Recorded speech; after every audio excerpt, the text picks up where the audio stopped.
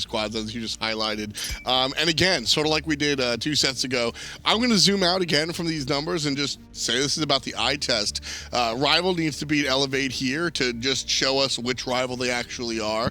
And Elevate needs to show us, is it a flash in the pan? These past couple of weeks, they beat some teams they're not supposed to, and they haven't lost to the teams that are lower end like we're used to. Is Elevate the real deal this time around? This is definitely the test for me because, you know, you can play up to teams above you, you can play down to teams below you, but the teams that are even with you, and right now in my mind, Rival and Elevate are playing at a pretty comparable level. So who's going to end up on top? Even a split here, I think, is positive for Elevate. Just making sure that Rival cannot pick up 2 points against them and catch up, because that's effectively 4 points if they're the ones chasing you.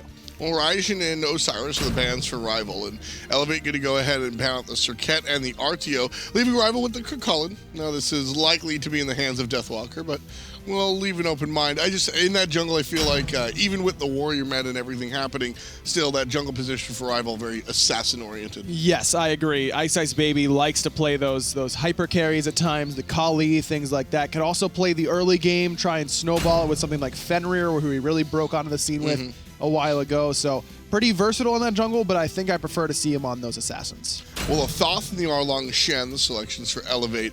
That new mid laner for Elevate has looked really strong, and Thoth is one of those options that you give a player in that mid lane when you want him to be a hard carry. Absolutely. And Death Panther has proven that he definitely has that in his God pool, and with Arlong Shen as well, which has such great setup for Thoth from a distance. You can knock up, you can root. Excellent pick between the two. Hoyi and Fafnir, sure, that's all well and good, but I love the Hunbat selection here. One of Cherio's premier assassins, and also just a character that can control a team fight fantastically. I've always loved the monkey, and I think today is no exception. I like the Hunbats here as well. Now, I'm interested in Rival, if this is going to be Huyi in the mid lane for Wolfie. Wolfie, one of the premier mid lane hunter players. Yeah. This seems to me to be a flex pick for Rival, because with the Fafnir, this opens up the door for them to say, we'll take another hunter or a magical hunter and give that to Vote in the duo lane, and then have this Fafnir with a double coerce basically for the 2 auto attack centric characters. Elevate always keeping you on your toes. They're going to select the Freya that we haven't seen in a while. With Hunbat selected, it ensures that we're going to see her in the hunter role. But also, Elevate keeping everybody on their toes. Elevate forced out this Nox ban that we see here. We've really seen a love to put her in the support role, and I laugh, but it's been very, very successful. So Rival forces, by keeping an odd god pool like that, you force your opponent's hand. Yes, and that is a Nox support ban, no doubt, with a Thoth pick, as well as that's going to be Dardes every time on Nox if it's Elevate. You open up the door for yourself to get some better picks and bans, as you mentioned. Works out for them. Odin and Giannis for Rival. Not a lot of gods that can get out of Odin Cage. It's going to be Naja. So Erlong Shen support, Hunbat solo, maybe? So jungle? Naja support, Naja solo are 2 very real things. Yeah, Naja support. You put Naja in the solo lane, you give him off to a lead, he becomes a very, we were actually arguing about this term, Naja can be a hyper carry in the late game with the Flaming Spear. He can also be a fantastic support. Dardes, close your eyes. Where's Naja going? I think support. I think my eyes are closed. I think support as well. We'll attest to it. I think it's going to be support. And it is. It is support. Again, Dardes, this is really exciting, because I always talk about staying ahead of the meta and changing things up, but not just for weirdness sake. Now, Naja brings a lot to the table. We've seen him repeatedly, but always in an aggressive way. Naja this time around going to be played in a support role. I think he's got a lot of tools to do so. He's got a stun that can initiate, but the most important thing about Naja's kit is definitely that Wind Fire Wheels ultimate. Taking a key member of the enemy composition up out of the fight for an extended period of time. Now, the underutilized part, I think, of Naja's support's kit is that ring bounce. I mean, that is a big protection shred on all the targets. It slows them as well. Can be an excellent initiator. It can be in the thick of things once he gets some items online, but it does take a little bit for him to become tanky. One of the things also, that might not vibe well for the support position for Naja is the Flaming Spear. Well, here's kind of the other side of it. Flaming Spear allows you to still give out some damage, even without the most damaging abilities. One of the best steroids in the game. But since the change that happened oh so long ago at this point, he can now heal himself up. So he initiates, gets turned on, heals up, strips protections, finds somebody to take out of the team fight, and everybody below him just sort of wreaks havoc. And I love what Elevate's done on the left side of the map with this Naja support. They proxy the wave between the towers because Naja has such excellent early clear between the ring bounce and that big AoE splash of damage on the auto attack chain. That allows him and Jermaine to go into the jungle, strip away both buffs on the left-hand side, and get back to lane without missing a single minion. That's great efficiency so far, and Rival didn't punish them for it. One of the other interesting things that I want to touch on about picks and bans specifically was it was very important for Elevate to pick a obvious jungler in the first half. Cherio, his god pool, is not the largest, and it's very well known. If he's going to play assassins, he's probably on the Naja or the Hun Bats. So by selecting the Hun Bats in the first round, there's no reason for Rival to ban out the Naja, where we've seen a lot of the time some of these characters banned out against Elevate. That's true, and they could have gone the other way around, I suppose. They could have gone Naja. Everyone would have figured it's jungle, and then they could have given it to Dart as support. And there's a lot to be said for having guys who can play the same gods in different roles on your team. It's it kind of reminiscent of the way Eager used to run Erlong Shen, and you didn't know which of the three roles between support, jungle, and solo was going to go, but they were going to put it somewhere and going to be effective with it. Yeah, I think the picks and bans phase is some of the more exciting time. It's really exciting for me, you know, seeing people break it down and do stuff. And when you have that ambiguity on your squad, you just have another leg up. Look, we know where Giannis is going. He's mid lane, so don't ban any mid laners.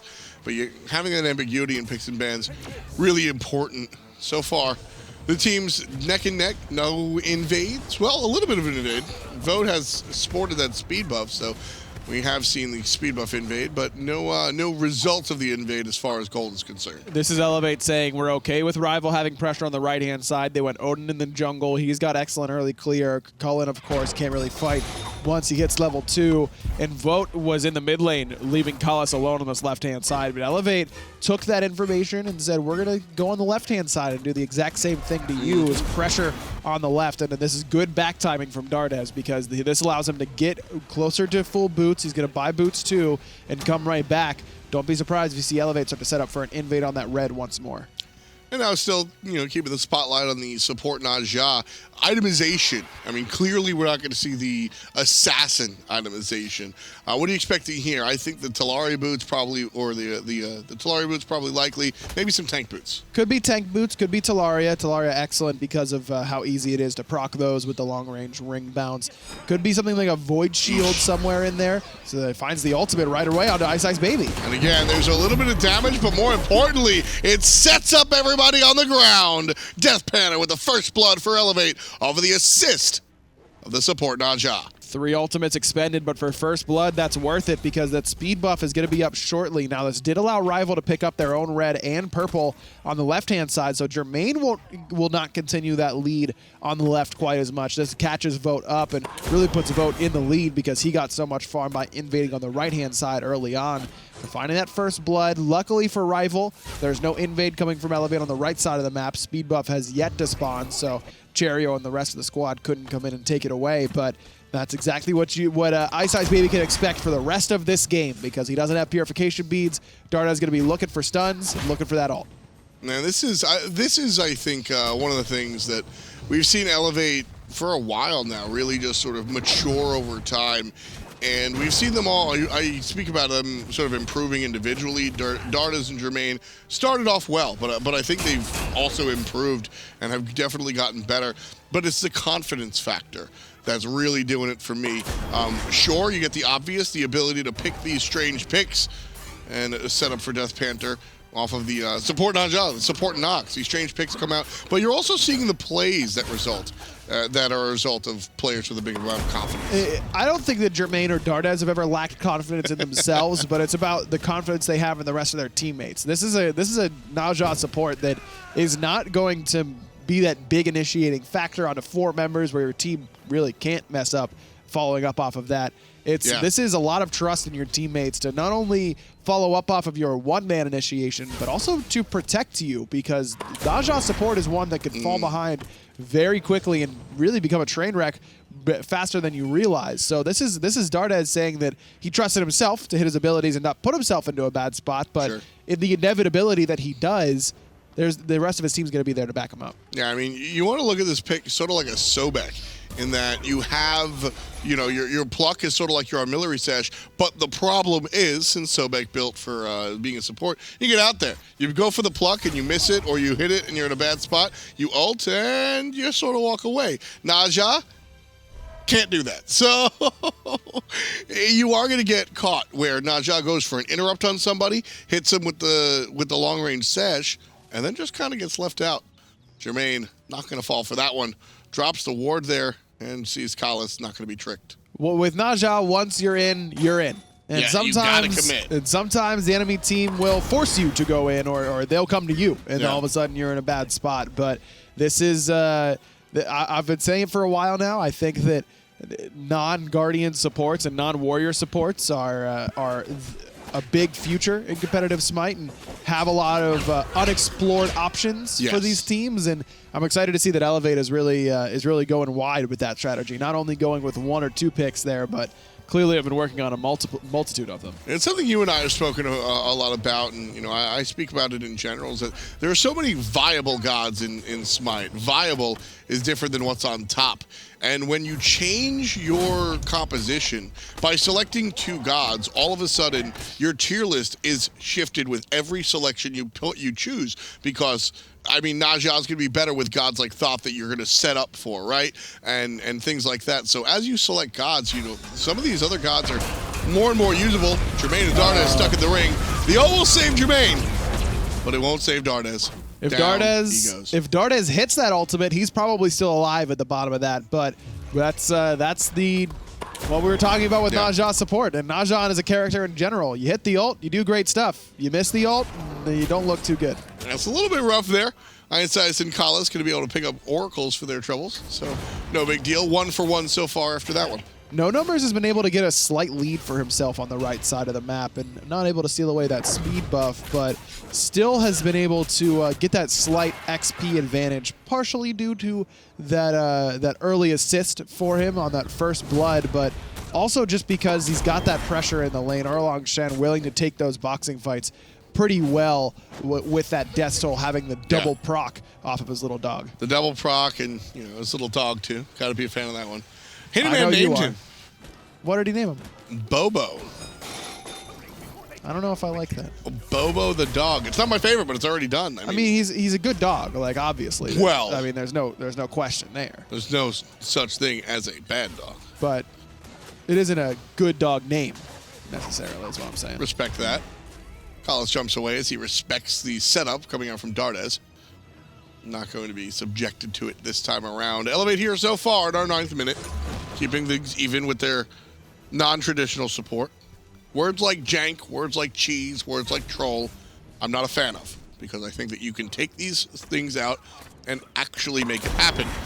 Everybody laughed at Dardes when he played Nox support, but then they couldn't laugh because they were silenced as they died. Just with the sweater today, and you I'm not a fan of those words. That was you were very teacherly. Watch, I'm sending you to detention, boy. You're going. Rather you didn't. You're staying after school. Not again. You're late. You're going to be late because you're staying after. Is that a thing a teacher says? No. No. I used to teach, actually, believe it or not. And I used to teach music. Uh-huh. And I've actually taught commentary. Oh. Recently in this life. Believe it or not. What did you do in past lives? A lot of things. I mean, a lot of things, actually. Oh, any specifics? Or? I used to get a Gold Fury. Well, that's what Rival's trying to do right now, but Ice Ice Baby's zoning away Cherio, and Dardes coming around the back. That's that ring toss. Even the damage is respectable. Very much so, without any true damage items. The Talaria going what could be a Breastplate of Valor and hiding the Nemean Lion. I expect a Breastplate for the CDR. Breastplate would certainly be solid. Would lack some health, but that early physical protection would be very valuable up against Ice Ice Baby. Could also be something like a Spectral Armor, which is very good. against Odin, but not so great whenever you're locked in the cage because Vote can proc it from a distance, even with his ultimate. Yeah. I'd like to see the cooldown reduction breastplate, assuming that we are promised health later on, because it is a very scary build without the health. Jermaine gets tagged, but no big deal. Freya, though. Been a while since we've seen some Freya. Freya used to dominate, and then not so much. And she got a positive change. What chased Freya out? Is it just the hunters? The hunters, the new builds for hunters. She also did have a little bit of a nerf whenever she was at her most dominant. She saw a nerf right afterwards on the left-hand side. Dardes in some trouble again in that cage. Jermaine up into the sky trying to end it. Play all the way from middle lane. I saw it happening, and then he comes, and he's not done yet. He finishes it off and gets the second part of the double kill. Vote almost falls to the damage from Jermaine, and if that Bancroft's down's done, that's definitely a kill for Elevate's Hunter. But again, Ice Baby has spent the entirety of the early game on the left side of the map because he wants to cage Dardes every single time. That's 2 times now that Dardes has not been able to get out of it by hitting his ultimate. And meanwhile, Cherio's just getting the farm. He's a solid level and a half up, which is kind of scary. You know, I got excited about that Giannis ultimate. I saw him lining it up from the middle lane, right? I knew he was hitting it. By the time the Giannis ult passed, not this direct wall, but the second wall going, not that one, but the second one by the Gold Fury, I knew it was a hit. You were positive? I knew it was a hit. I'm happy for you. Thanks, man. Less happy for Dardes, I'm sure. You sure? But I knew it was a hit. Wolfie going for Hide of the Urchin on the Giannis, and I'm a mage player. I don't like building defense because I play mages to see big damage numbers on the occasion that I hit my ultimate. But Hide of the Urchin on Giannis seems to be the least. It's the pairing that makes the least sense to me, I should say. Giannis. Oh, really? Shouldn't take this much. Shouldn't need a lot of protection based on his positioning. He can get it. He can get in and out of team fights. He doesn't need to be in front of the enemy at any given time because he can throw everything he has over the wall. He can do it from a distance. I don't think that Wolfie really needs this Hide of the Urchin because his positioning has been very solid on this Giannis historically. And I get it, he's ahead. From ahead, Hide of the Urchin feels very good, but I think I would have rather seen him go for Spear of Desolation here. Use that extra gold to get a little bit of a luxury item that gives you some power, some penetration, and some CDR, and start working towards that Rod of Tahuti. And if he's really worried about the Death Panther's ultimate, which is probably what he's building defense for, then that's what Sono Fall is there. No numbers. I'll tell you where he's got no numbers. And then HP column down for the count before the heal comes out. Nice play there. 3 separate dudes. And there's DW walking through. Thanks to a little bit of help from his friends. Wolfie setting up the portal. That's the Giannis that I like to see. The defensive Giannis. Speed buff doesn't get stolen away by Deathwalker, but Cherio decides to pick it up and might be in some trouble now. Horrific Emblem means that he has to use purification beads just to escape. I like how that setup just, Ice Baby said, hey, what are you guys doing over there? I'm getting some farm. I'm just going to go, I'm behind. Now I'm not because I took the enemy, I took the back camps. Yeah, I'm getting it all. I'm Panda. Have you ever heard Ice Baby talk ever? That's what he sounds like. That is absolutely not what he sounds like. It's exactly what he sounds like. It's nothing what he sounds like, actually. It's truly not. It might have been. You never know, dude. Okay. Ice. He's basically sitting there going, so, you want to throw the ring? I mean, okay. He's not saying it like that if he's even saying it. You got a shield. Not concerned. Ice doesn't say that much. No one says that much. Oh, I have. Yes, they do. Have you ever seen some amateur commentary? Well, yeah, but it's not even like that. I'm sure we could watch your VODs back and see you say, I would truly like anything but that. Same here, honestly. Same here. These guys, though, Elevate, Team Rival. Elevate's having some trouble. Rival, this is an interesting one because I feel like both squads are doing fine. I mean, Elevate are down 3,000. It doesn't seem like it's impacting anything. Low action, low team fights, no real objectives. In fact, we are going to take a brief pause real quick as we reflect on that.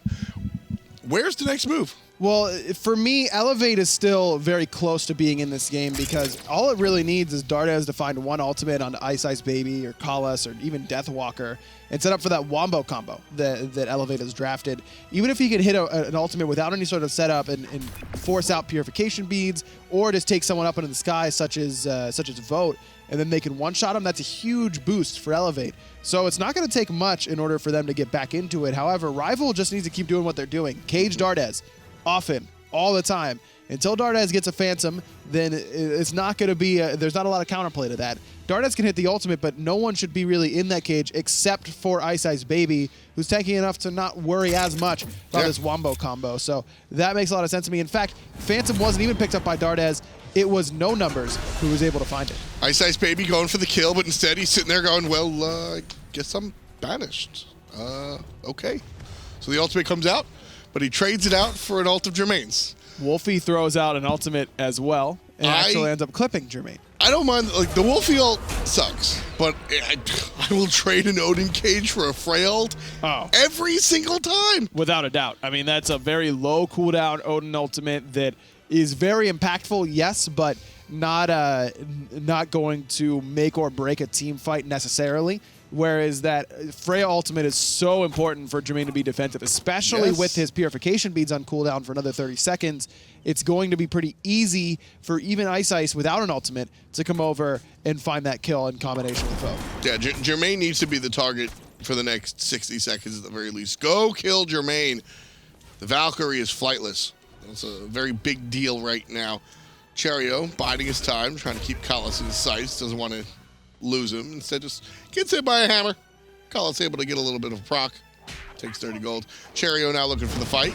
Goes for the overhand smash. The ring toss off the mark. And so just much ado about nothing here in the mid lane. But Kalas and Ice Baby are just keeping Cherio busy while the rest of his team is invading the speed buff. And Cherio has been very farm-oriented this game. Has not been ganking a lot. In fact, the only assist that he has is off the kill that Dardes started in the jungle. So Cherio has not tried to make an impact in ganks. Elevate looks to me to want to team fight with this sort of composition, but I'd like to see them try and be not overly aggressive because they are behind and you don't want to put yourself in a bad spot in the enemy jungle unnecessarily, but Dardes should be looking for a pick onto someone who's even a little bit isolated with the rest of his team around, because that's what this whole composition is built around, is Naja ultimate into Final Judgment / Fear No Evil. Deathwalker already toppling the tier 1 tower. Nice and early. A little bit of help from Cherio, I suppose, but Deathwalker just doing it. Taking the fight directly to No Numbers. And No Numbers has been able to farm pretty well. I mean, he's not he's down about 700 gold, 800 gold, and that's Deathwalker pushing a lot of those creeps under tower, but No Numbers is pretty even in terms of levels. That one death on the right-hand side resulted in a lot of that poke going onto that tower. Cherio with the aggressive teleport. I was looking for the word. I didn't know which one I wanted to use, but it was very aggressive. I like that word. Aggressive? Mm-hmm. I like aggressive. Aggression. That's okay. Aggressive. Okay. Aggro. Ugh. Aggrafivtion. That's my old word. You are the absolute worst. Aggro used to spell his name with a 5 instead of an S because he thought it was cool. No, it's because it wasn't available on Xbox Live. Cool. He thought it was cool. Yeah. It wasn't available. Ice Baby forcing back Cherio, and this is just Rival continuing to play aggressive in the enemy jungle and daring Elevate to step up to them, but Dardes going to find that sash and does force out the ring from Ice Baby, so a small win, but look at what the rest of Rival's doing. Because Ice Baby's playing so aggressive there because the rest of his team is just doing the Portal Demon, and Elevate's nowhere close. That's what we saw earlier in that mid lane, right? Where we saw a little bit, Kalas just sort of sitting there throwing hammers, looking very bored, and then all of a sudden there's no right jungle for Elevate to go take because Team Rival completely just obliterated it. We're seeing a lot of sort of distraction, a lot of zonage just very easily. Rival here gonna get rid of the vision, and that should trigger Elevate to make the rotation at the very least. And they will, but the jump away makes Fafnir safe and sound. Elevate, they're down 4,000 gold without an objective kill. I mean, they have to make a move. I understand your Thoth and Freya, your late game, but you got to do something. You can't sit on your hands the whole game. I agree. Elevate's got to do something, and they really haven't done much of anything this game since that really nice play for First Blood by the Fire Elementals. They've allowed Rival to take jungle buff after jungle buff on the right-hand side without much recourse. With no numbers realizing that Ice and Deathwalker on the right-hand side, Elevate should be playing aggressive and looking for something on the left. Pull Gold Fury, pull Elevate, pull Rival into you, do something in order to get the action going in your favor. You have a Fear No Evil. You have a Fear No Evil. Any counter initiation is kaput. Elevate finally start the Gold Fury. Now here comes somebody through the portal, and it's going to be taken. Elevate all the way. That's the right move they need to do. Now disengage. Big jump up. Jermaine could be in trouble if he lands before the tower. Lands right there. Wolfie turns around. Nice shot. And to safety he goes. Wolfie just got an ultimate, 2 blinks, and a kill with 1 ult, all by himself. That was crazy. He's level 19, just chased out 3 members of Elevate. And now, because they lost so much, not only Jermaine, but the 2 blink relics and Dardez's ultimate. He got another ultimate off of that as well. Now Rival gets a siege. And the tier 2 tower under attack. Boat shoots down the Suns. No numbers in trouble. Gonna walk away safely away from the tier 2 tower. Nothing Team Rival can do. Look at Deathwalker. He's 1v4, and he's going to get a kill. No, the stun from Dardez. Kalas is going to be the one to clean it up. Dardez dies there. They're not supposed to do this.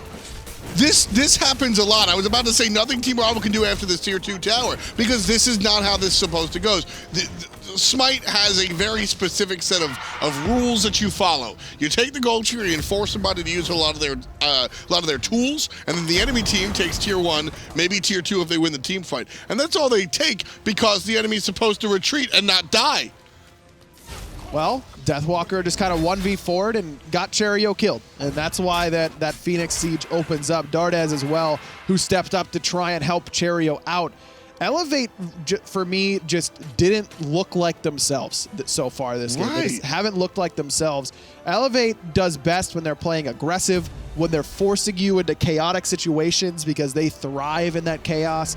This was Rival's style of game. This was meticulous. It was slower, and it's a kind of funny juxtaposition because Rival used to thrive on the fast kill games where the less strategy, the better. We're just going to try and out mechanics you. Now Rival has grown into a team that can still play in those games, but really prefers to just beat you outright. And that's what they've done so far. Portal for Deathwalker to go say what up to Jermaine. Jermaine takes to the sky. Deathwalker on the other side, waiting for him. Wolfie just barely getting out. There's the blink forward for the monkey, but the Aegis to avoid the nonsense. Now Cherio gonna get chased out as well. Well, Deathwalker involves himself with 3 other players. Vote will find Cherio and Jermaine. The 2 hunters end up picking up the 2 members, overextended on each side. Ends up being more worth it for Elevate though, because Jermaine gets a kill onto a very healthy Deathwalker. That was dangerous. Jumping over the wall with the shield. Ice Baby should have been punished. But Elevate have no intentions of sending the boy to his room. Instead, they just walk away. Now around the back, no numbers coming with Jermaine. Meanwhile, Vote working on this tier 2 tower on right. No real damage on Ice Baby, and as a result, Elevate again just forced off of an objective that they can't really defend. All of a sudden, this gold lead is about 9,000. It feels like Elevate sort of brought this. They brought the composition out and they proof of concepted us for the First Blood. And it's like when people invent things, they bring out a prototype. Or they come out with a proof of concept where it's like, hey, our idea is Naja support. Let's show you how it works. We ult somebody, they come down, and they get hit with a big Thoth ult. But then everything else about it is broken. And later on, maybe we'll fix it. Now, in one way, yes, but I think that a lot of credit goes to Ice Baby in the way that he identified where he needs to be on the map and just shut the composition down early. I think that his aggressiveness on the left, killing Dardez back-to-back with cages off blink engagements, really made Dardez reconsider how aggressive he was being in this game and sucked the sails out of Elevate's momentum and strategy and really put them on the back foot where they've remained for the rest of this game. I can see that. 0-4-1, not the most respectable slash line. Still, like, Don't think it's a representative of this composition, but a great ultimate coming out from the solo lane. And Wolfie by himself trying to chase down the jungle. Naja support comes through and controls the one-man army. Darda's now in trouble, and he'll likely fall for it. He does. Credit to Vote. He's one down. The rest of his team being aggressed on, but finally Team Rival going to get on out of there and look for the retreat. Portal Demon's up, and that means that even despite the fact that Wolfie's pretty low on health, he'll be able to use this portal and get right back in. This is like, how do you think Giannis feels whenever his portal is just worse than this big one? Yeah. I mean, well, it's kind of, you know, portal envy. Yeah, I'd imagine so. But I don't know, you can't play the comparison game too often. Just saying. Compare yourself to other people and say you keep yourself down. It's actually I'm not even joking here. You're giving me this like face like I'm joking around. One of the key points to happiness is not playing the comparison game. Oh, it's not a teacher sweater. It's like a therapist sweater. Everybody is on their own vessel that is their life. You are your own main character. Everybody in your life is a supporting staff, a supporting character. You are the only one that can drive the story. So when you're looking at things, don't compare yourself to others. Team Rival shouldn't look at Elevate and say, well, hey, man, they're better at this than us. They're worse than us. They should just say, hey, we have 10,000 gold in the lead. We just took our first gold figure of the game. We should be happy about that. Thank you, Dr. Dot. I appreciate it. Dr. Dot. Woo! What can I say? Woo! Woo! If you could see the motions that Tom was making, they were just as ridiculous as the noise, which is impressive in its own right. I don't know what you're talking about.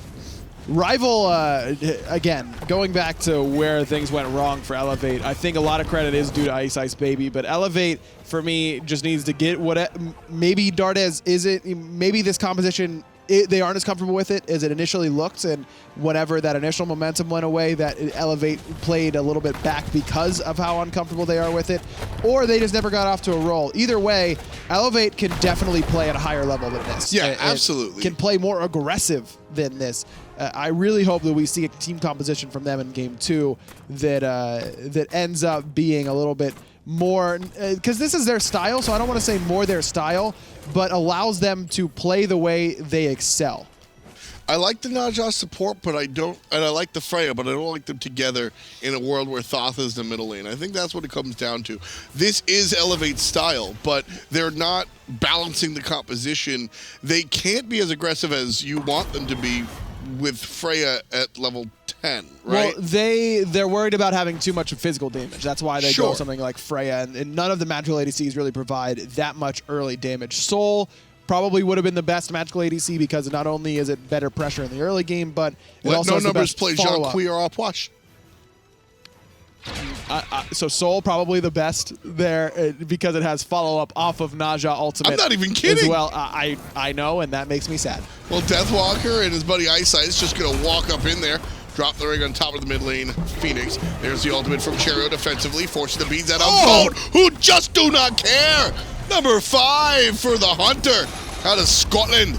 And Team Rival just continuing their reign of terror this entire game. Just have not looked, and the number one thing it is for Team Rival for me here, and all 5 guys, and I guess the coach Alpha Jackal as well deserve this shout out. Team Rival have looked not great this split, right? Mm-hmm. Their win-loss, not fantastic. This game, we've said this is their litmus test. This is one of their last chances to actually do it. They look as calm as a cucumber. There's no issue. I don't see any oh-no moments here. Darn is able to fight down Deathwalker, but it's already, they already got the Phoenix, 2 players down. Team Rival do not look concerned at a moment in their season when this is the perhaps the most important game they'll play. Yeah, I agree with you. They look, I'm not going to go as far as bored, but in control this entire time, no doubt. Dardes in trouble as Vote goes in, but Dardes going to turn it around. There's the Naja ultimate. What's waiting for him on the bottom? Not a lot of damage. Nothing. Players already dead. Dardes tanking up a little bit of the nonsense from Ice Baby. Cherry on the back end, looking for Wolfie. No crit. And Death Panther able to take down Vote. Big play. Jump over the Wolfie nonsense. And the self-banish. Not good enough. Overhand whack. And Wolfie goes down. So Number 5, Elevate fighting back into it. And this is kind of what you got to be afraid of for this Elevate roster, is that, listen, Jermaine, he's a Freya now. Death Panther is a Thoth. And these guys are level 20, Thoth 19, but he'll be there soon.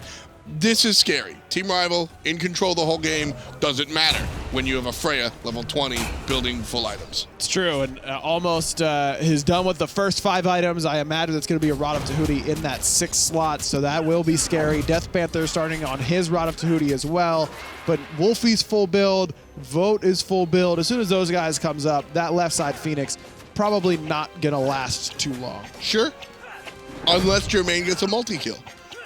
And that is a very big reality. I mean, not even just talking about the character itself, but it's also Jermaine we're talking about. One of the, perhaps surprise, but Jermaine is one of these guys, whether the fans at home realized it back then or not, Jermaine is one of the hunters where when you're hanging out with the pros at LAN, everybody sits there and goes, yeah, Jermaine would solo. Yeah, Jermaine's that good.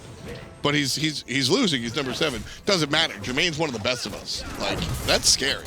Yeah, Jermaine has always commanded respect from the rest of the SPL, and for good reason. The guy's incredibly talented in the 1v1 and is certainly becoming a better team fighter, a better team player as well. It's fun watching him grow. It's a big reason why Elevate is currently tied for 3rd. I mean, Elevate, Dardes and Jermaine, the Bruise brothers, they took this team from Les Miamodons, and they've grown into something else. And those 2 players have had a multitude of other players surrounding them, yep. Some good, some bad, and they have just created a roster and also grown themselves. And like I said, I mean, Jermaine, you said it best. He's always commanded the respect. I was talking to Ice Baby at DreamHack, and he was like, Jermaine, he's really that good. He's just that strong. Got to be careful. He might have said that, but I doubt it was like that. I just don't. Where did this come from? It's exactly what he sounds like. It's really not. Prove it. Okay. I mean, sure right we've now. got plenty of it. No, I can't right now. Yeah, we're busy casting. That's what I thought. Team Rival, they're, in Ice Baby's words, walking up the left side lane. What? I can't do this anymore. Elevate here need to make a good defense on the back of Cherio. His ultimate has been sort of used to isolate individuals. I need to see it in the front line. I want to see this Fear No Evil completely disrupt Team Rival and then all in on a player they can actually kill, instead of Cherio trying to drop it in the middle of a half and half and then try and chase down a kill by himself. Mid Phoenix goes down. Death Panther off the mark with that ultimate. And that's huge because he's doing relevant damage now. He finished Rod of Tahuti and was doing excellent poke damage, but now without that ultimate, that's a lot of what Elevate wants to do off the table. Yeah, and right now, Elevate still playing defense. Kalas here. This all comes down to this team fight, which, again, I need to say, Elevate can absolutely win this team fight and then just march down. They probably don't win after that, but they get at least 2 Phoenixes. Yeah. Absolutely a real possibility. That is true. However, they are lacking some objective damage. No true physical hunter. Jermaine on the Freya will be able to push down those towers quite as quickly. So, Rival Naja can shred them. Does have Titan's Bane. It's the only power, though. Flaming Spear. Flaming Spear, man. Super attack speed. Just one of the best steroids in the game. I like it a lot. Is it enough? Of course, this is all pending the team fight. 33 minutes in, Team Rival up a slew, about 8 kills here. Up over 10,000 gold, and here comes the blink in from the Odin player. Ice Baby setting up the mid lane. Jermaine brought down to a sliver of HP off of 1 ability. The left side Phoenix down for the count as well. All 3 birds are gone. There's the ultimate out of Cherio. A little bit late, but everybody here under assault. DW pushing players around and taking them all the way down. Titan's still relatively healthy though, Ryan. Wolfie gets a kill, and that might be the end of it. Dardes just didn't hit the ultimate. Suns come down. The Titan getting low. Cherry will find 1, but at the end, Rival end up on top in a game where they were in control.